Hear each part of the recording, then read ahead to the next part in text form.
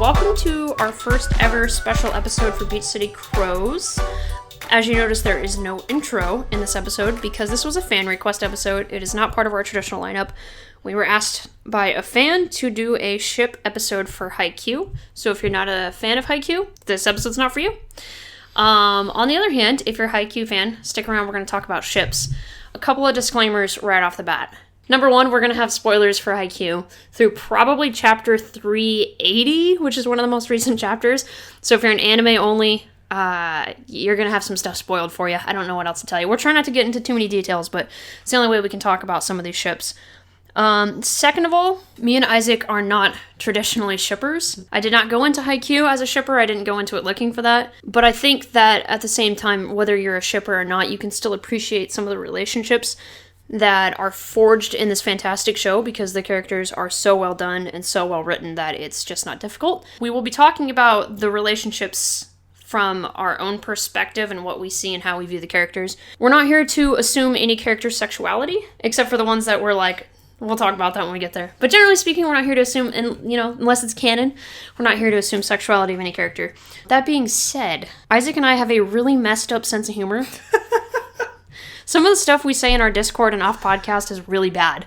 So any hackers out there, just get a hold of our Discord, cancel us. We will not filter ourselves for this episode. We are absolutely going to make inappropriate comments because you can't do a ship episode without making inappropriate comments. So if you are uncomfortable with us making inappropriate comments, this episode is not for you. I think that's it for our disclaimer. Get ready. Get ready for spoilers. Get ready for inappropriate comments. We're going to have a good time with this episode. So, Haikyuu ship episode. You ready? Yes. Okay. We're going to start this off by talking about our OTPs that we have. One true pairing, I believe it's called. Yes, our one true pairing. Because whether you're a shipper or not, there's a couple in Haikyuu that you just believe in no matter what. What is your OTP? Hinata and Yachi. Hinata and Yachi. Why Hinata and Yachi? Because, okay, so you have Hinata, literally flame-headed weirdo. Literally crackhead energy. Crackhead, who is very eager and he's very, like, go-getter type. Yeah, very energetic. Yachi's kind of the same way, but she has mental barriers. More than Hinata would. I think they're kind of similar in that way, but different at the same time. Mm-hmm. And he kind of calms her nerves in a way. Also, when... is it Town Person B? Yeah. Okay, in Town Person B, when they went to Yachi's house or apartment, whatever it was, and the mom just kind of was like, oh, two boys are here? That's fine. Hinata was all for it, so I'm just saying... Oh my god. And we talked about this before on podcast, and Hinata, what happened to my table? What I really like about Hinata and Yachi is how Yachi grows because of Hinata. Exactly. Who she is before she meets Hinata is completely different than the amazing person. I mean, she's already an amazing person, but he brings out confidence in her and teaches her to be firm in her own way and embrace who she is. And I think it's amazing. I think that's very healthy. It's a very healthy relationship, and I love their dynamic. There's like an instant chemistry and instant clicking between the two of them. It doesn't go away. That's the amazing thing. Even throughout the summer camp when Hinata and Kageyama had their fight, and she didn't look down on Shoyo for that. When he walked her home, you could tell that she wasn't really sure what to say or do, but it's because she cared so much, I think. She wanted to fix that dynamic. She cared about Kageyama and Hinata's friendship so much that she wanted to be able to fix it, but she just unfortunately didn't know what to say or do to make him feel better about the situation. Yeah. Which was a good insight into how much she cared about him, and Kageyama too, but definitely Hinata is a special person in her life, without a doubt, so... I'm gonna agree special. Very special. Very special. Just saying. Oh, okay. Okay. What is yours? Because I think you might have said it, but I don't really remember. Do I? You know. Maybe we're kind of brain dead. We're working on a brain dead level. It's been a long day. It has been a long day. Oh my god, guys, we're doing an audio show. If you want to hear our audio show, we're writing it earlier today, and we just had someone that made it really difficult for us. Anyways, my OTP is Bokuto and Akashi. Is my OTP? What? Oh, okay. There is not a heterosexual bone in Akashi's body. Yeah, there really isn't. There isn't. Okay, I'm sorry. The way, for me, it's several things that really kind of brings them to the forefront. Number one, Akashi, when he first meets Bokuto, has several immediate reactions that is almost like a love at first sight reaction. He thinks, when he sees Bokuto spike, he thinks, that's a star. And I think that's something that you only have if you're looking at something that you're very attracted to, is something that's so overpowering your senses that you think they're above being human. That's his sugar star. That's a sugar star. Oh my god. That I'll have to edit out.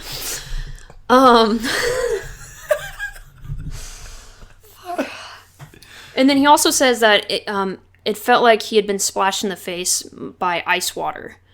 Which is very, awakening, if that's the right term. And I'm sure you've heard the song, I Can't Feel My Face When I'm With You. Oh, yeah. It's the same sensation. It's that Bokuto's presence is so overpowering for him that it literally numbs him. He says quite a few other things that, to me, signal a physical attraction to Bokuto, which is fair. Everyone's physically attracted to Bokuto in the whole world, apparently. Even Hinata.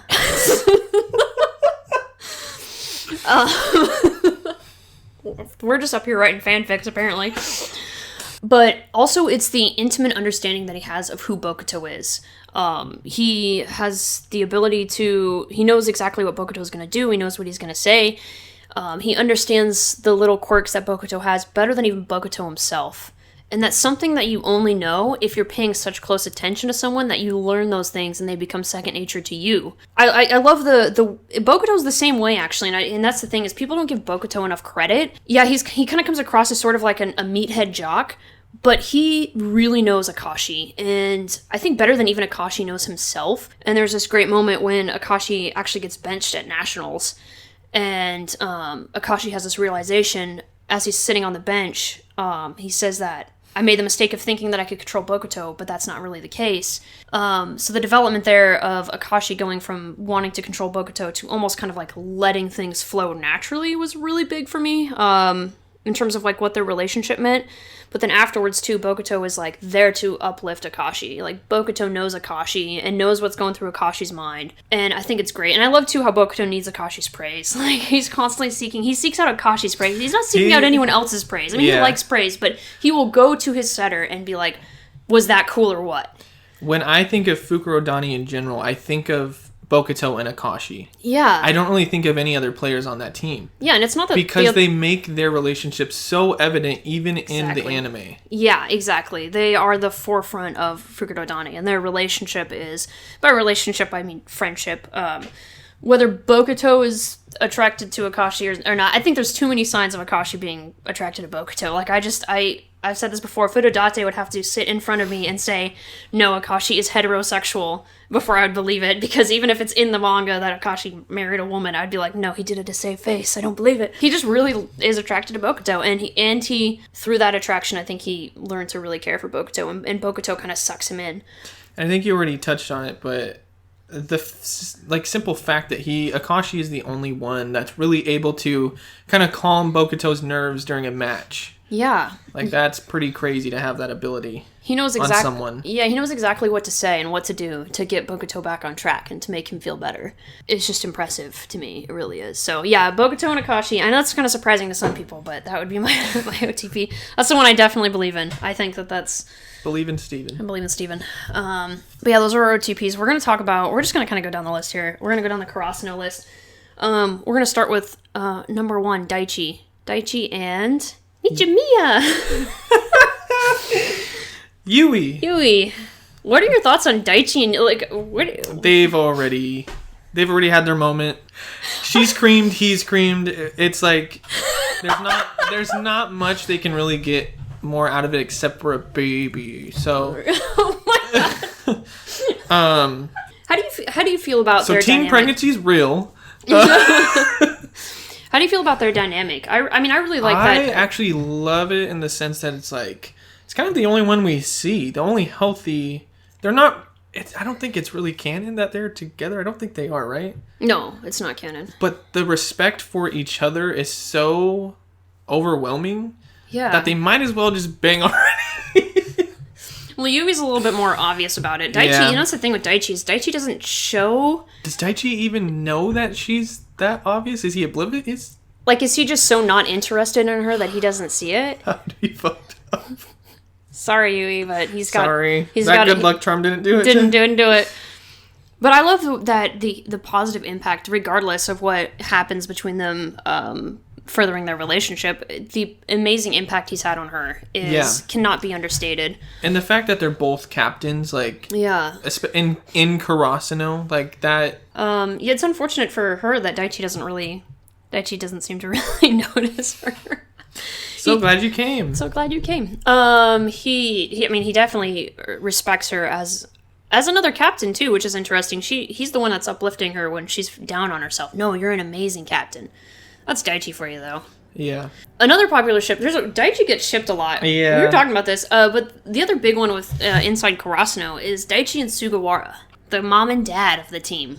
You didn't have time to think about this one. I can tell. No, I didn't. We'll just get the inappropriate stuff out of the way. Who's the top? Who's the bottom? I think that's pretty obvious. Do you? Who do you think's the top? You think Daichi? Really? See, okay. Well, no. See, I think Suga's a power bottom. And and we're done. And they're in a ship and the show's over. They're in the ship. I can't even anymore. I can't. They're like, well, no, you really got that inappropriateness. Daichi and Sugawara, mom and dad. Mommy and daddy are fighting again. The one thing I really like about Daichi and Sugawara is they complement each other so well. They really are like a dad dynamic and a mom dynamic. That's the thing too, is like, we've talked about Sugawara before. There's something that fans really latch onto, but they forget there's this other side to Sugawara. They latch onto that he's the nice guy and he's team mom, but they forget that when they go to nationals, Daichi leaves Inoshida in charge. True. Because... And Sugawara's like, I'm vice captain, why am I not in charge? And he's like, because you're the shit starter. True. You're the one who starts stuff. So, that being said, as much as they complement each other, they have their hiccups. They're going to have their hiccups. I'm just saying. There's their first argument. Mom and dad fought over who's going to watch the kids. That analogy was actually so spot on. I know. Instead of having mom look after the kids, they had, brother Inoshida look after the kids. Uncle Inoshida. Uncle Inoshida. It's really hard. The thing that's difficult with talking about Daichi and Sugawara is that when we go into Haikyuu, their friendship is already pretty well established. Their relationship is pretty well established, I guess you could say. It doesn't change a whole lot as you go through, but what does stand out is just how close they are, and that includes Asahi. But of course, Daichi and Sugawara seem to be a little bit closer than... I would say. I think there's definitely a strong dynamic. Yeah, out of the third years, I think they're definitely the closest. And that just comes from Asahi being emotionally detached, I feel like. Does that make sense? Like, he's emotional, but he's scared of his emotions. Yeah, exactly. Yeah. With Suga and Daichi, they're definitely not. I don't think, really. Maybe Daichi. But Suga's, so confident in himself. He's probably, the most confident person in Haikyuu, I feel like. Yeah, he kind of is. Mm-hmm. And Suga's a power bottom guy. Fucking kill me. I can't believe I said that. What about Daichi and Kuro? That's a really popular ship, too. I got a head shake over here. He doesn't see it. Okay, don't hate me, Haikyuu fans. Or stands and fans. Stands and fans, is that some sort of new music fest? I'm gonna be honest, if I'm honestly looking at both of them, I don't see it, at all. And you can respect my opinion, you can't respect my opinion, whatever, you don't want to.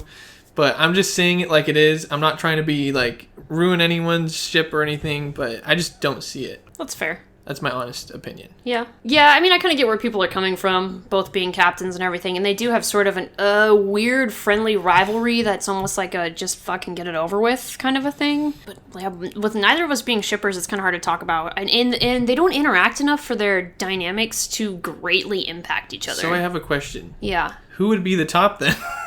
Oh my god. Who would be? Kuro. I'm gonna go with Kuro. Yeah. I think Kuro would be... No, I don't know. We talked about this. Kuro's kind of he's a little... I don't know. I feel like Kuro... I don't know. See, it's like, this comes back to, like, we were talking about the way fans view characters, and I don't know. I don't know if Kuro would be... That's a tough one. Tuffy. I don't know, man. I don't know that one. Anyways. I guess I just don't see it because I don't remember much interaction. Because I've only seen the anime, so... That's what I'm coming from. Mm-hmm. I don't remember really much interaction between them. That makes sense. Or if it even was, like, you know, in that way. I'm not opposed to it, but I just don't see it. Fair enough. So. All right. What about Asahi and Nishinoya? Nishinoya wouldn't even come back to the team without Asahi. Literally. Like, he was like, if Asahi's not here, I'm not playing volleyball with you guys. If that doesn't show what kind of a dynamic they have... Which is interesting because you don't see them interact outside of volleyball. You really don't. But that's saying a lot because Nishinoya is like one of the best Libros I feel like we've seen. He's a badass. And so for him, like His he could go to any level. team. Yeah. But he's like, no, I'm coming to Karasuno because Asahi's here. Yep. And if Asahi's not going to be there, then I'm not going to be on the team. Yeah, that's pretty crazy. And I think Sugawara did help with their mending of friendship. Well, yeah, we talk a lot about the Daytech thing and how impressive it is that the three of them really kind of came together. Yeah. You know, that they saved the team. The Yeah. way they handled that situation saved the team from destruction, for sure.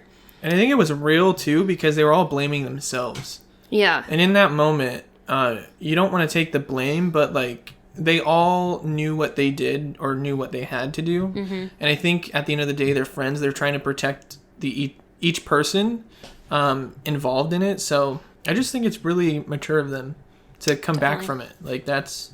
Especially they're in high school. Like, yeah. Who's thinking that? Well, I think it goes to show the respect level. You know, Nishinoya's respect level for Asahi was so great he wouldn't play without him there, but it was also so great that he wasn't willing to let it destroy Asahi. Yeah. It's kind of crazy, really. Who's the top? Nishinoya. Have fun picturing that one, guys. I can't, dude, that is such a funny visual to me. I'm sorry. They're crying.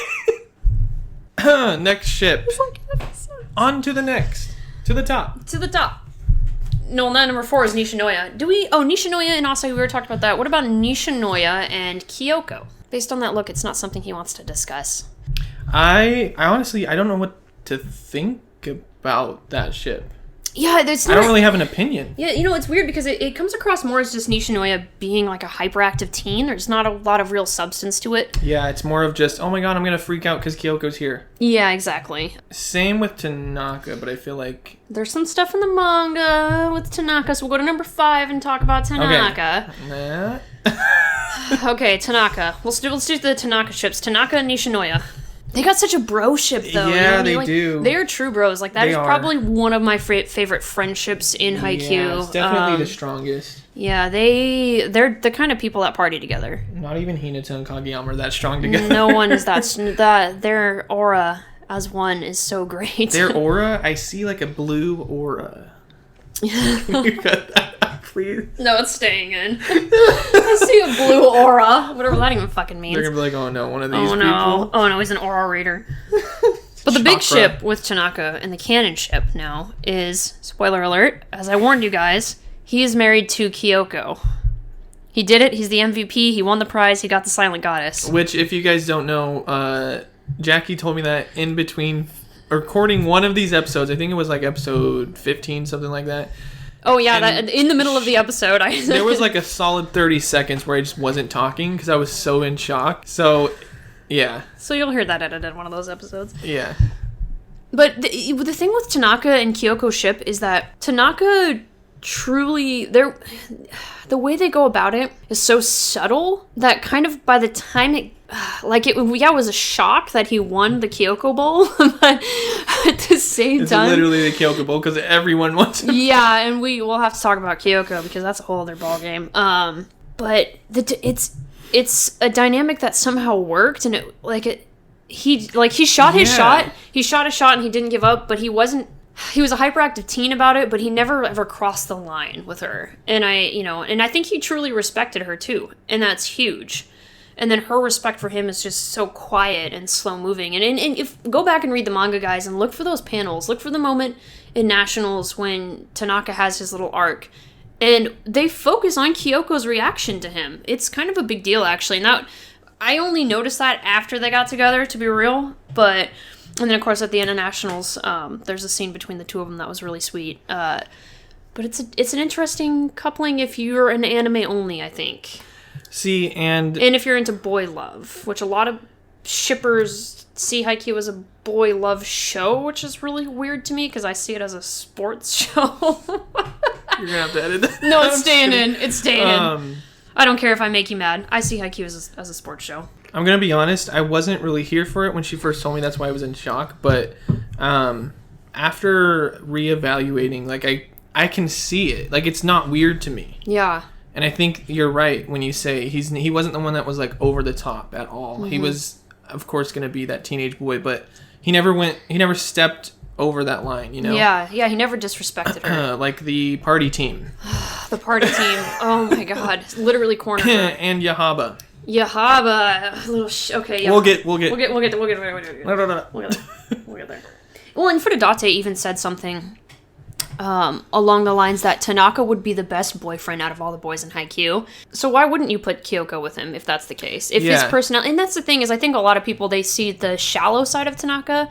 He's a deep guy. He's a really caring guy. He's one of the best senpais in that show. Like, he is looking out for everybody. There is a reason his mental fortitude is that good. Yeah, it's not just because he's crazy, you know? Exactly. Or like, whatever, crackhead, apocalypse. Noshida. We don't have any ships for Noshida. I ship a Noshida with self-confidence.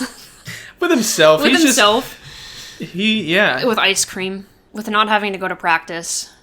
With captainship. I picture him with the mirror and him telling himself that he sucks. Oh. I'm just kidding. That was mean. Give that boy a hug. Yeah, he needs a hug more than anyone. Yeah, he does. We're not going to talk about the bench warmers, so we're going to keep on going.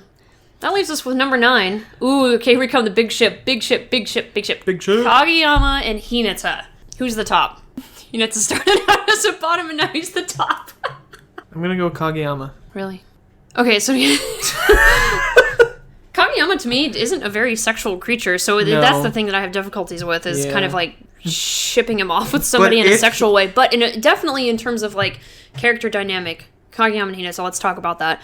Let's talk about how important Hinata was to Kageyama. Kageyama started this show off as an asshole with no friends. He had that whole king dynamic going with him. They're going to say something else.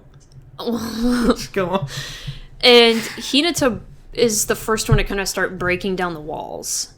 And when he starts to lose when he starts to lose the leadership qualities of himself, you haven't seen this yet, this is only in the manga, it'll be in the anime soon though, season 4, Hinata's the one who tells him to kind of reclaim the crown, in a way.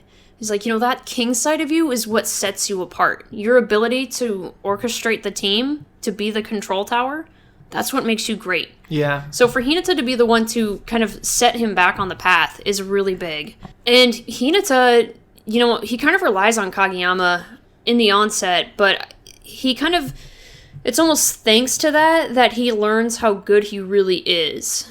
And, of course, how badass is it to have someone as good as Kageyama be like, I only set to people that I think are going to help me win, and he loves, his instinct almost becomes to set to Hinata. And they have that whole dynamic of, we get to play another game, Yeah, definitely. More than, I think, the entire team. Mm-hmm.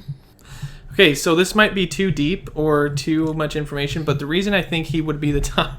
No, please tell me. is because, like you said, he's not a very sexual creature, but I think when or if he were to be in that moment... He'd be the king. He'd be the king of the bed. Fucking kill me. I don't necessarily think he is, but I think because of societal norms and just not knowing that he would take on that role, I guess. Does that make sense? What?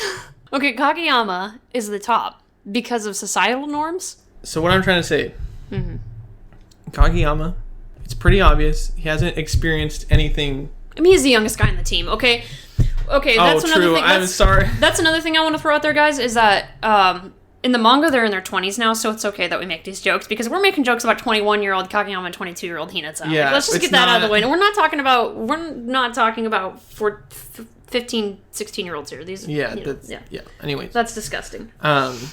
Because he's not sexual, I don't think he's explored his sexuality enough. That's one thing, yeah, for sure. So definitely societal norms would be like, oh, you're the man, you know? Does that make sense? Yeah. But then there's also Hinata. Yeah, Hinata to me, we talking about this. Hinata has the Hinata? Bellio Hinata. Bellio Hinata, you are my one and only. Hinata has the personality type of someone who's got Hypersexuality. Oh, yeah. That dude is gonna fuck like rabbits when he gets the chance. Like he's gonna have like 20 kids. He has the confidence, he has the personality type that I can't imagine him not being that way. Also, this episode is cursed. This episode, we stray further from God every episode. God, you know, if you're ever expecting something sweet out of this episode, you ask the wrong people. Yeah. Well, I mean, she did give you that warning. Our humor is pretty fucked up. And yeah, Kageyama, you're right.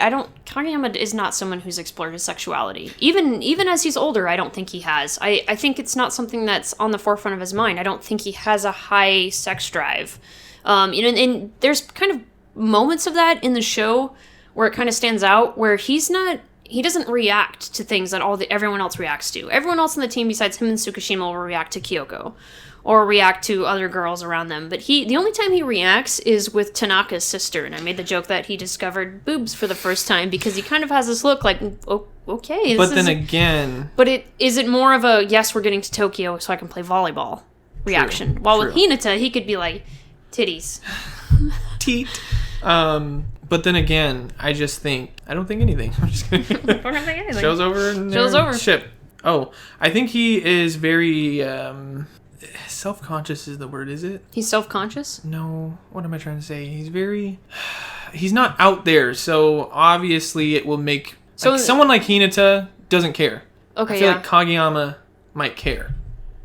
So he focuses on societal pressures or just anything socially. Does that make sense? Yeah, no, I get what you're saying. Yeah, Kageyama is... I've never talked about a character like this, so I don't know. Kageyama's kind of a lame duck when it comes to social situations. And yeah, for sure, I can see that. Hinata's just going to have to take charge. It's that simple. Okay, so next one. But for real, the dynamic that they have is huge, and they continue to push each other to become better, and I think that's the thing.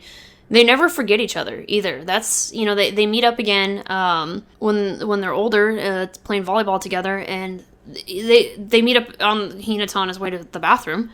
Of course they do. And they all do. And they have this... their interaction is exactly what you would expect. Like, nothing has changed between the two of them, which is the sign of a really strong relationship and the respect that they have for each other. Kageyama's not someone who's going to go out there and admit that he has respect for Hinata, but he's not going to let anyone talk crap about Hinata either. Yeah. You know what I mean?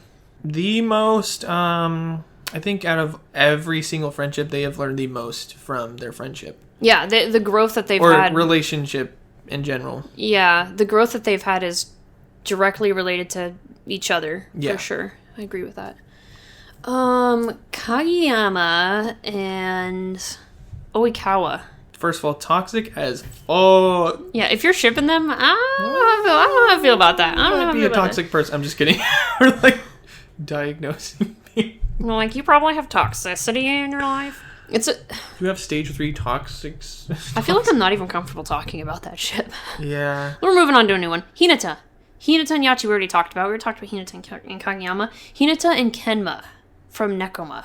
I mean, they're the only ones that are, like, so close that... Dude, they talk to each other every day. Like, if Hinata doesn't have a thing for Kenma has a thing for Hinata. Yeah, and I think it's that way, too. I think it's Kenma having a thing for... Who doesn't have a thing for Hinata at this point? Everybody want that Hinata. It's that personality. It's the confidence, I should say. Because not many people are as confident as a character like Hinata. And he's just so accepting of everything, and he's a very shippable character. I can see why he kind of gets shipped around a little bit. That sounded awful. Just picture like someone throwing Hinata.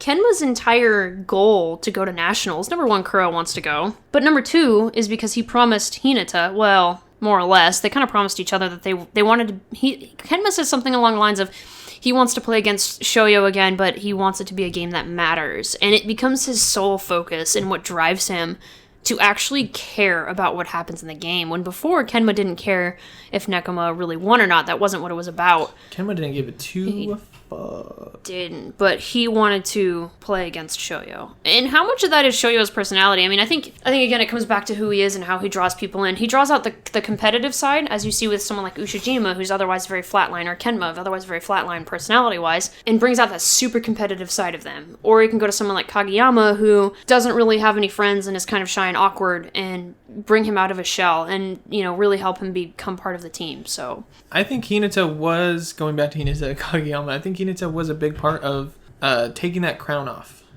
Yeah, he was a big part of taking it off and putting it back on. Yeah, that's in the rightful position. Yeah, I think that's he's... such a cringy way to say it, but it's so true. Yeah. No, yeah, I think he taught Kageyama how to be a good leader. And part of that is Kageyama had to learn how to respect people. Kageyama also had a fear. Kageyama had a fear of going back to what had happened at Kitagawa. Hinata's the one who taught him not to be afraid anymore. He didn't have to be afraid because they were a team and they were going to take care of each other, and now they needed Kageyama to step up. So I think they're good for each other. I think that's what we're getting at. Yeah. Well, they're good for... whatever. Okay. Tsukishima and his boyfriend, Tadashi. You can't convince me. Otherwise, you can't. There's no other way. First of all, that it's led to believe that's Tadashi's first/only friend. Yeah. Maybe even same with Suki. Mm-hmm. And it's for the simple fact that Tsukishima was able to stand up for Tadashi. And I don't think Tadashi's really had that in his life. Yeah. And just like little signs here and there, even in the anime, they're always next to each other. There's never really a moment where they're alone, unless they're on the court, and Tadashi's usually benched. Yeah, in Let's Haikyuu, Tadashi actually has a shrine to Tsukishima, so just... There it is. There's the evidence. There it is. Their dynamic's really interesting because Tsukishima is such an awkward guy. He's just so sassy. He's just a sassy little fucking french fry. But he understands... McDonald's french fry. He respects Tadashi a lot. More than anyone else respects Tadashi, I think. And people don't realize that because of the kind of personality that Tsukishima has. But Tadashi understands him so well that when Tsukishima gave him a compliment in his unique little way that he gives compliments, Tadashi was in tears over the compliment, And when does Suki cry, except for the stage play? Oh my god, never ending. Like... It's so funny. When he came out crying, like he didn't even say anything yet, and everyone just started laughing at him. His head's already down.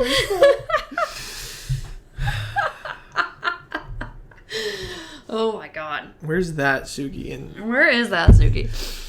They're really good for each other though, and they lift each other up. And Tadashi even learns to say what he means. Yeah, and I don't think Tadashi has the guts to do that with anyone else. But he respects Tsukishima so much that he's willing to go out of his comfort zone tell him what's up. He knows that if he says what he needs to hear and what Tadashi is wanting to say, like what Tadashi thinks Suki needs to hear, that it will, in the long run, help Suki grow as a person/player.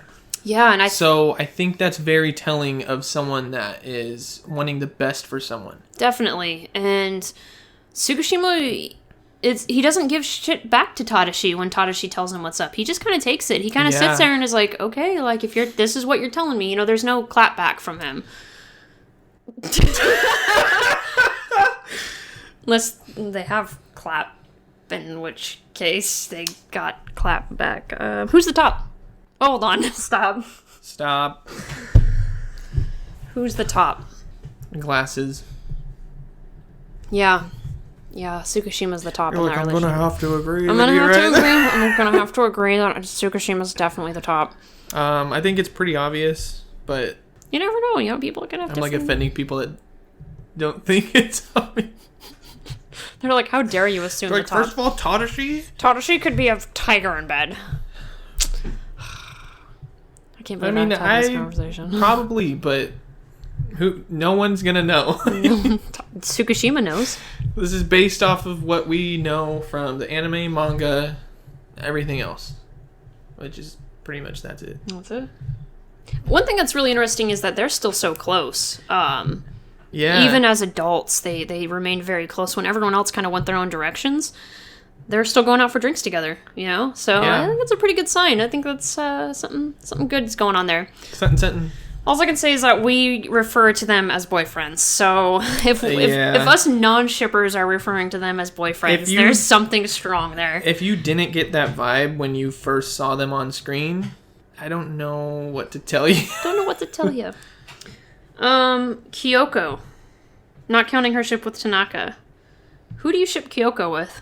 If Tanaka wasn't there, who's she banging? Whoa, that's disrespectful. Who is she holding hands with? In a non-lewd way.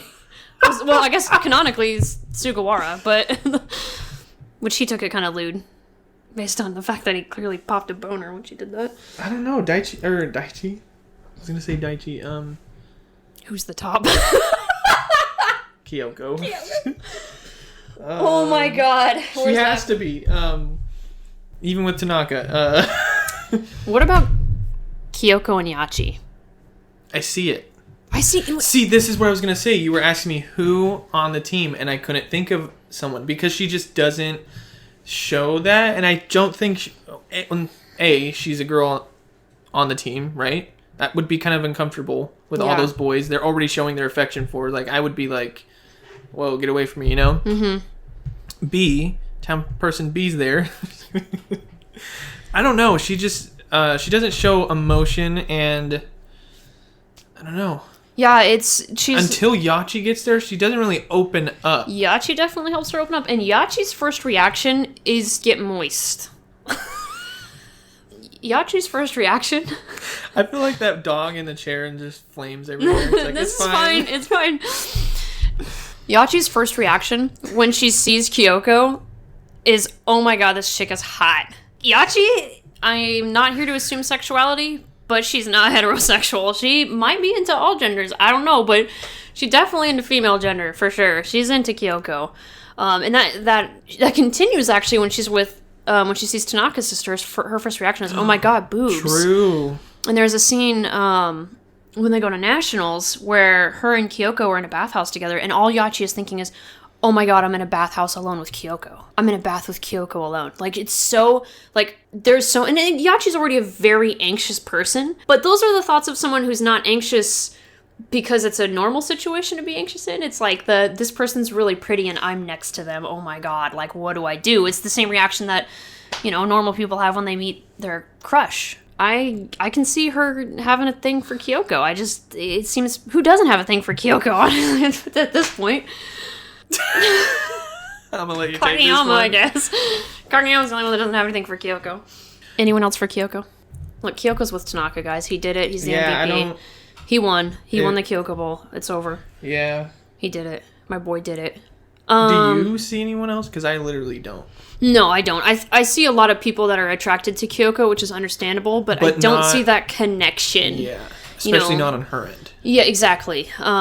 I think she's an amazing person, and I think she has really great friendships with the third years, and I think that's something that hopefully the anime explores properly, because the manga certainly did. It's the four of them together. They're just so sweet. And what they mean to each other. I mean, Kyoko's done a lot for that team.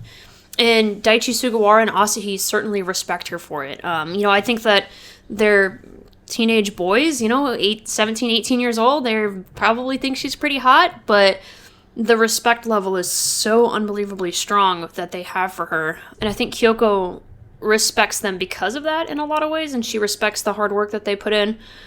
So I really like that dynamic and that friendship, but I don't see it in a romantic way at all. I mean, I'm not saying that, Sugawara, after he popped a boner in that game, didn't go rub one out thinking about Kyoko, but I'm saying from a romantic standpoint, I don't really see it that much. But she ended up with Tanaka, and that's fine. I don't have an issue. I think it's great. I think if you go back after you hear that and you go back and you pay attention to the dynamic that her and Tanaka had, it's not as awkward as people originally thought. Yachi. So we talked about Yachi and Hinata and Yachi and Kyoko. Do you ship her with anyone else? One ship I can see I don't necessarily agree with, but I can see it. Kuro Kenma. I so see Kuro Kenma. Oh my god. Who's the top? Kuro. Kenma just takes it. I'm just kidding. The fact that we both said two opposite things at once. Yeah, Kuro and Kenma, a lot of people, until you get to that backstory with them, a lot of people see it as like Kuro being nice to the shy introverted kid, but when you get to that backstory, it's just, I don't want to spoil anything. That's like one thing I don't want to spoil. The only reason I see it is because Jackie gave me that backstory for me to kind of understand them a little bit more. Because that's something the anime doesn't do justice with. Well, and the anime hasn't gotten to that yet. True. Because that is talked about when, this I'm going to spoil because you know what's going to happen, Nekoma versus Karasuno and Nationals. And you get that backstory and you get that dynamic. And Karasuno wins. I didn't want to spoil that part of it. Do you know how pissed I was when that got spoiled for me? I was pissed. Anyways.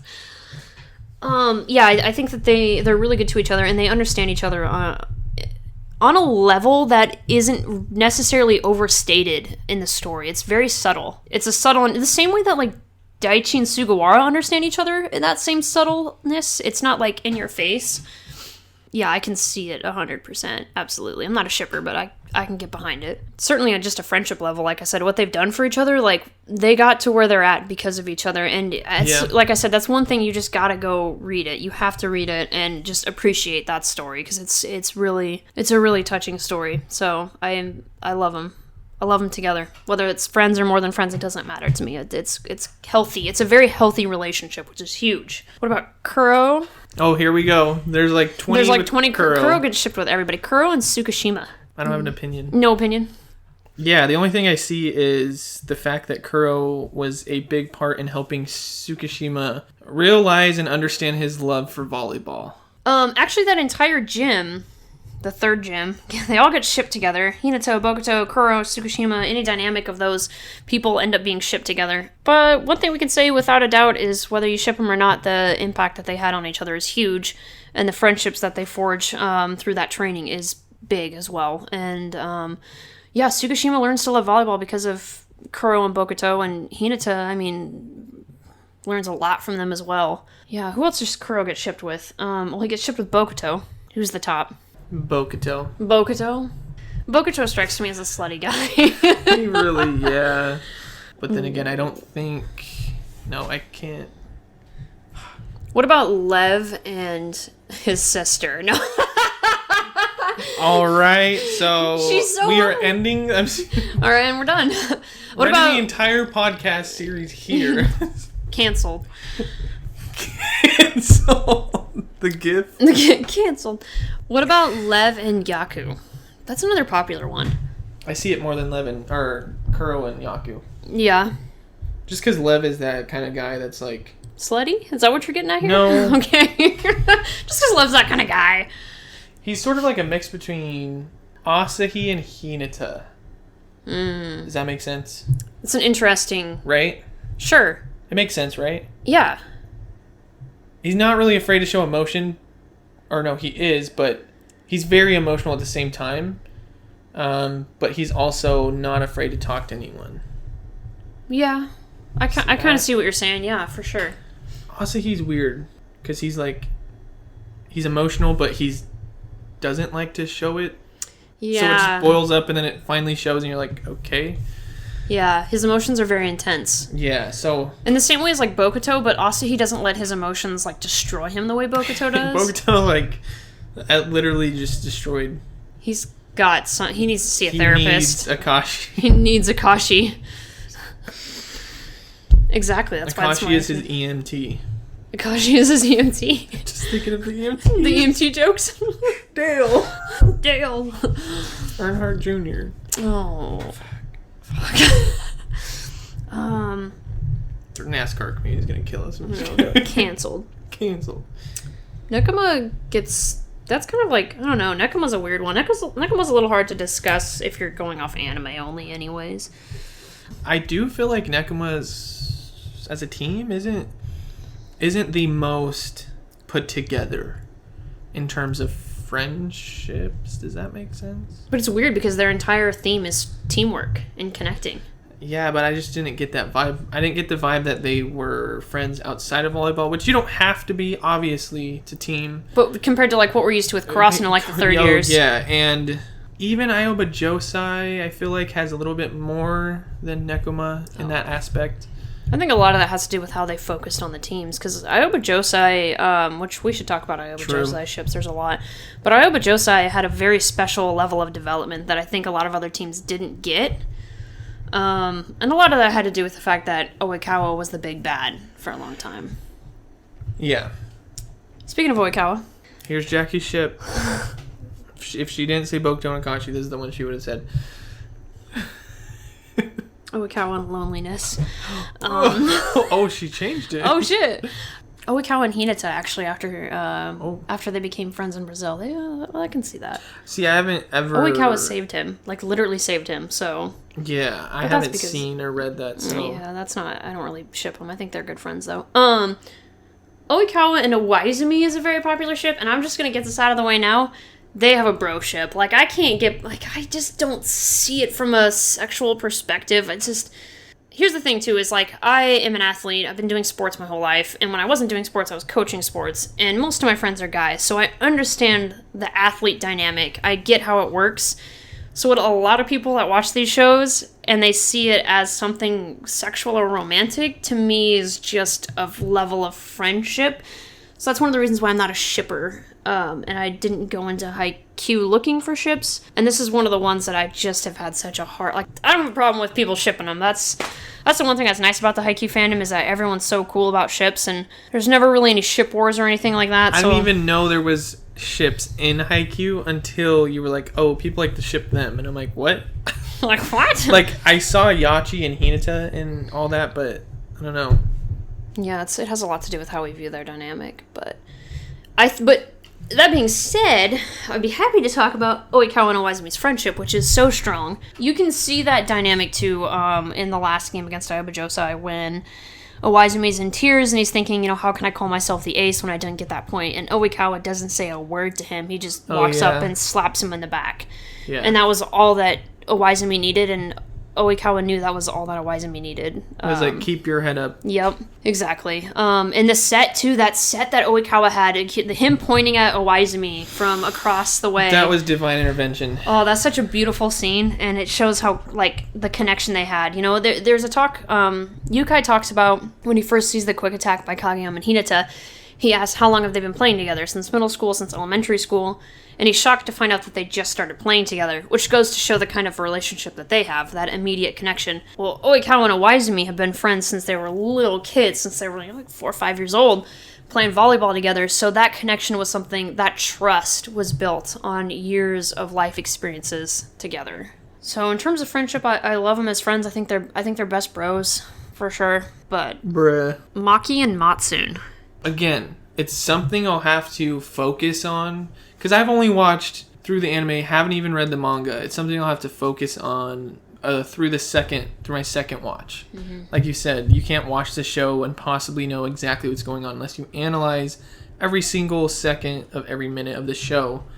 You're going to have to go back and watch it again, Well, and something like Maki and Matsune, what's interesting, they're so popular with the fandom, but I think a lot of fans forget what it was like to go through Haikyuu the first time. Maki and Matsune weren't really a focus for me. It wasn't until I watched it probably the third time around, Well, it wouldn't be the third time watching it, probably the second time watching it. You're like, Maki's... Read through the manga a couple times, and I kind of was like, oh, Ioba Josai people, oh gosh, okay. And because there's so many characters, and they're such complicated characters. There's so many different layers that you can't appreciate how great these characters are the first time through. Like, you can, but you can't appreciate all of them, and you can't appreciate all of their greatness. So I can understand not having a lot of opinion on Maki and Matsune, but we'll touch on that when you do another watch. We'll see. We'll talk about it later. We'll talk about it some other time. Maki and Matsune are a very popular ship, though, in the fandom for sure, and understandably in a way, because they're kind of almost like that, I don't know, they're like the meme team. So they're just Yahaba and Mad Dog. Who's the top? Yahaba. Yahaba's totally, yeah, absolutely. I mean, he's the only one that's able to... He's the only one that's able to top Mad Dog. So I'm just saying, like, Mad Dog will only let Yahaba top him. I mean, okay, you have to choose. What would you rather have become canon?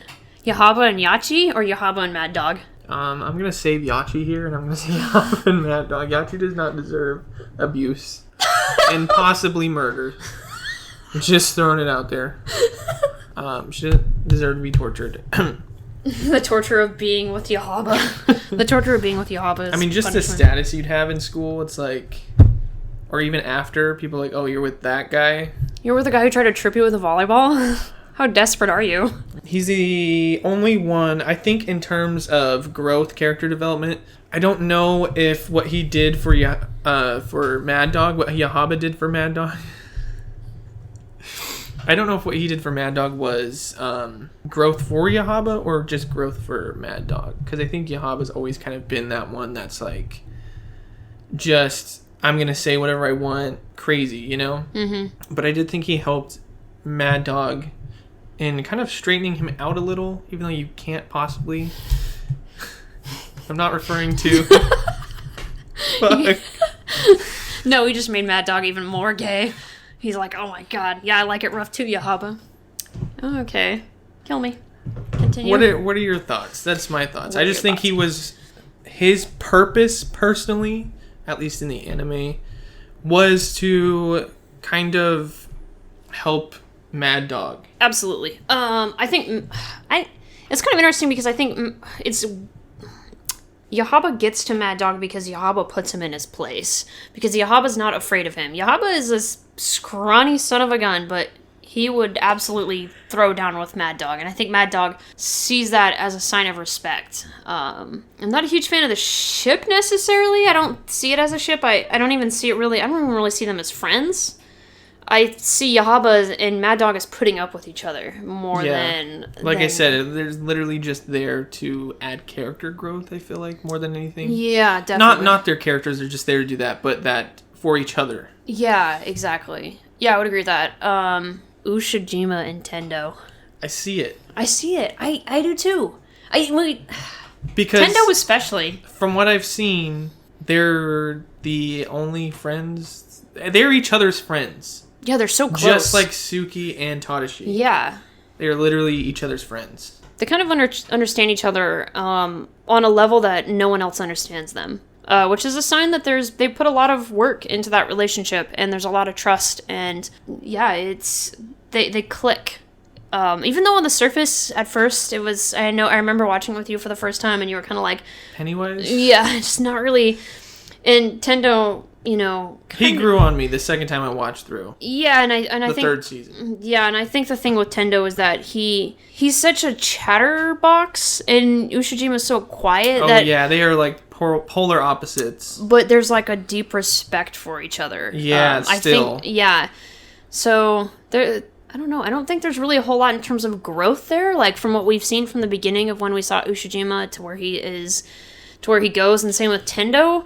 I just think it's good that he has that person that he can go to, and vice versa for Tendo. Absolutely, yeah. It's healthy. There's no toxicity in their friendship at all, or relationship, whichever it may be. The dynamic that they have is very healthy. Definitely. Who's the top? Why is that even a question? Anyone with Ushijima. Anyone with Ushijima's the top, or Ushijima's the top with anyone? Yeah. Really? Yeah. You think that? Why is Ushijima the auto top? No, you're right. Fuck. You're welcome. Suga and Yaku is a popular ship as well. Cancelled. Cancelled. The two moms. You don't ship the two moms. What about Hinata and No Brows? Why do I see it? The size difference. Why the fuck do I see it? The size difference. Oh my god. You see it, I think, because, again, it comes to Hinata being a guy that you just... It's like Yachi is really shippable in the fandom. A lot of people like to ship her because he's just so shippable. Hinata's the same way. Yeah. It's his personality type and the way that everyone that he touches, woof. Oh Lord, help me. I didn't see this meme in my head until you said the size difference. No, stop. The hamster with the banana. Oh my god. This is the most cursed. Hinata. Are we going to upload this? Hinata. I'm sorry, bro. I'm sorry you had to go through that. Yes, we're uploading this, and yes, we're leaving in that joke. Everyone that Hinata touches... Where is this going? I hate that Okay, everyone that Hinata... Inspires. No, because, like, everyone that he comes in contact with, okay? Everyone that Hinata has come in contact with has been impacted hardcore by his personality. So it's really easy to ship him with characters because the growth is so obvious every time he meets someone new. Oh, so you've seen Land vs. Sky, but you didn't get a full view of Daisho and his girlfriend. Kind of disappointed. You will see more of them, though. Are they in season 4 to the top? They're gonna... I know that the twins... Are the twins there? The twins... Yeah. Oh, yeah. Because I saw a picture on Twitter that Haikyuu had posted. Daisho and Mika is a very popular ship, though. They're very cute together. Hopefully they stayed together. Although, you know what's interesting about that relationship is that she broke up with him because she thought he was boring. And then she saw him play volleyball. Wow, what a... Bitch. Yeah, and then she saw him play volleyball and just got, like, super horny, I guess, and was like, oh my god, you're not boring, teach me volleyball. And it was like, wait, suddenly you guys are, like, you guys got to work on some things, because there's something else. So she's using him. Yeah, there's something else going on in that relationship that needs to be fixed, I think. But I ship them. I think they're cute together. And in her interactions with him made me respect him as a man and as a character, so. But, what about Tanaka's big sis? Do you ship her with anyone? A lot of people like to ship her with, Tiny Giant? Yeah, some people do. A lot of people ship Tsukushima's big brother with him, but you haven't seen that interaction yet. I can't really see it right now. Because, I haven't seen it. You've never seen him interact. Like, literally, the tiny giant, when he goes to nationals, that's who he goes to. Oh my god, Akateru, what's up? How's it going? And he's like, hey, Tenma, and they're all fucking chatting and shit, and they watch the games together. That's lit. Yeah, so they're actually buddies, which is interesting because Tenma took his spot, you know, and they seem to get along just fine. Yeah, I don't really ship her with anyone. I just like her as the big sis of the group. You know, I don't like putting her with Yukai. Maybe Coach Yukai. See, a lot of people ship her with Yukai. Okay, but I just picture that as like just a one night thing. I don't think that's like a... Okay. And I think they stay friends. A lot of people ship her also with Tsukushima's bro. But there's not a lot of interaction between them. So if you're shipping them, it's very... I don't see it. It's very shallow. Yeah, it is very shallow. Is there anyone or anything else? Nekomata and old Coach Yukai. You wanted a Nekomata ship. Okay, here, guys, here's the thing. Here's the tea. Isaac is obsessed with Nekomata, and I still don't know why. Because it's freaking hilarious. Why is Nekomata funny? He's just an old man. Because he sits there. Like, how is that not funny? He should be coaching his friggin' team. He's just like, nicely aimed. Is that it? That's it. So do that. Well, guys, wait, who's the top in Oikawa Wisevi dynamic? I think we already established a Wisevi. A Wisevi? I don't know. Oikawa's got kind of a Sugawara-like personality. Might be a power bottom. Yeah, so... I'm a head out. Isaac, I am a head out. Yeah, so we're actually out of time anyways. I mean, this has been kind of a long one. Why don't you guys let us know who your favorite ships are? And if you don't like the way we touched on a ship, you can let us know your opinion on the ship. And we'd be happy to talk more in depth as well if you want us to talk about a specific one, use specific incidents in why we think that's a good or bad dynamic. Like Kageyama and Hinata and how much they mean to each other. That's a big deal. There's a lot that can be talked about, specific moments and everything like that.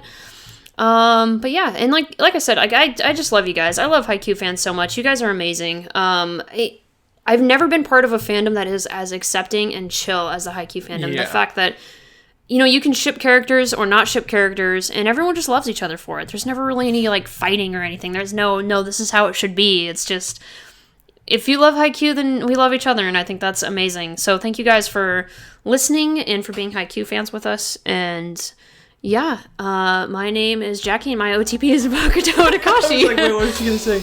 My name is Isaac, and my OTP is Hinata and Yashi. Get it. I really hated that. Bye. Bye.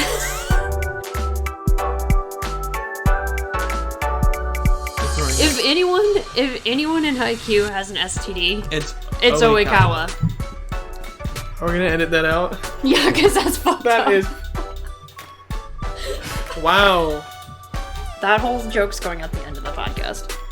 Hey guys, it's Jackie. And Isaac. From Nonessential Media. We just want to thank you guys so much for listening, and if you'd like, feel free to subscribe to our YouTube channel or our Patreon. And we want to hear from you guys. Let us know what you think. Let us know if you're watching along with us and what your thoughts are. You can find us on Twitter at NonessentialM. We're on Facebook as Nonessential Media. We're also on Instagram at Nonessential Media. Check out our website, nonessentialmedia.com. So check us out. Thanks again for listening. We truly appreciate every single one of you. See you guys next Saturday for a new episode of Beach City Crows. Bye. Skibbly babbly bab.